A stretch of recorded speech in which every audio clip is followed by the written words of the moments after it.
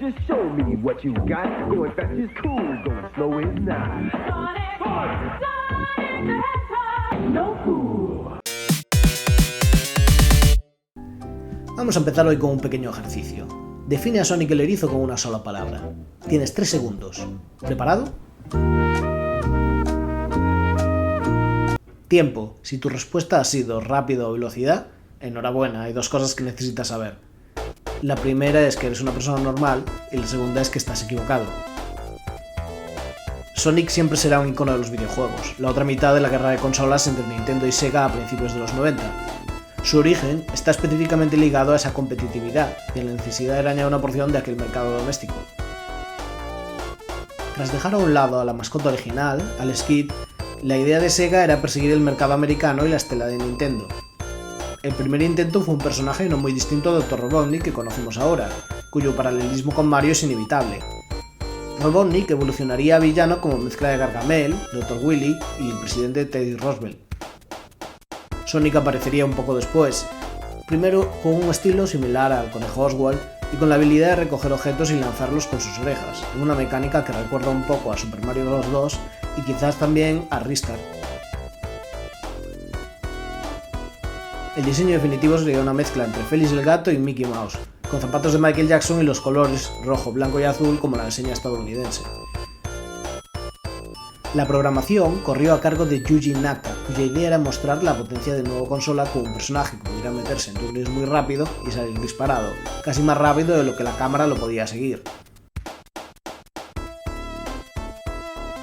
El diseño de niveles correría a cargo de Hirokazu Yasuhara, cuya experiencia en Altered Beast, uno de los mayores éxitos de arcade de Sega, le hacía idóneo para el papel. Esas raíces en la arcade están muy presentes en el primer juego de Sonic, desde el atractivo visual al reclamo de completar las fases en el menor tiempo posible o con una alta puntuación.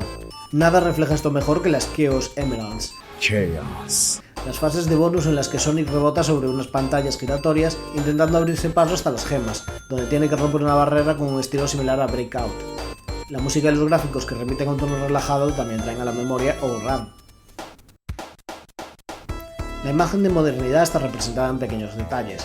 Tomemos de ejemplo los zapatos de Sonic, las palmeras poligonales o el estilo pop art del ilustrador Hiroshi Nagai. Esto contrasta con el tono ecologista de la historia, pero parece que es un fenómeno inevitable, ya sea una película de animación 3D como Toy Story, hablando sobre juguetes clásicos reemplazados por los nuevos, o el salto a CDs de Final Fantasy VII. La ficción que viene acompañada de una notable evolución tecnológica parece querer abrazar también esa nostalgia. Al centrarse tanto en la rapidez, nuestro enfrentamiento con el Dr. Robotnik parece una persecución.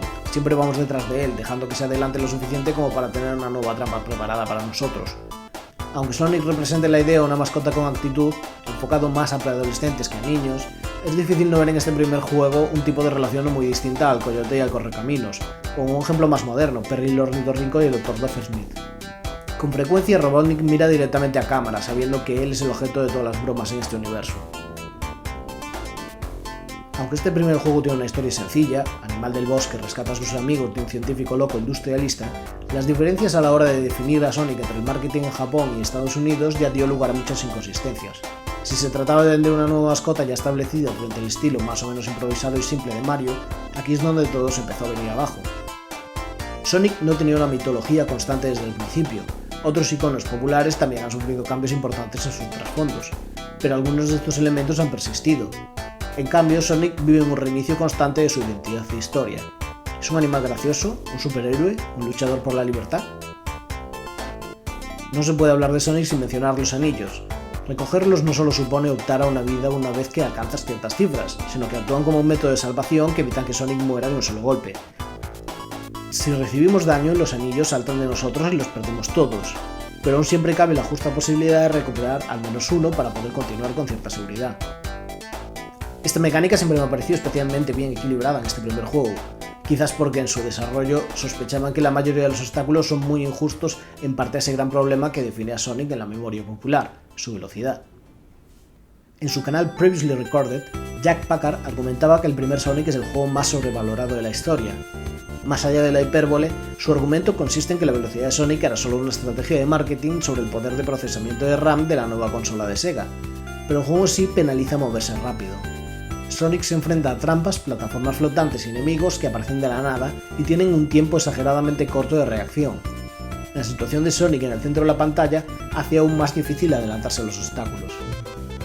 El verdadero atractivo de Sonic, el juego, está en la fluidez en la que nos movemos en la pantalla con rapidez y estabilidad. El primer nivel de Green Hill Zone puede completarse en menos de medio minuto si se sabe qué ruta escoger. Y es este el principal motivo que Packard omite. Sonic es, ante todo, un plataformas donde cada nivel tiene rutas alternativas. Saber escoger las rutas adecuadas y ejecutar saltos y velocidad en el momento oportuno les hace mucho más sencillas. Así que la palabra que define a Sonic no es velocidad, no es rapidez. Puede que sea reflejos, pero en general yo diría que es memoria.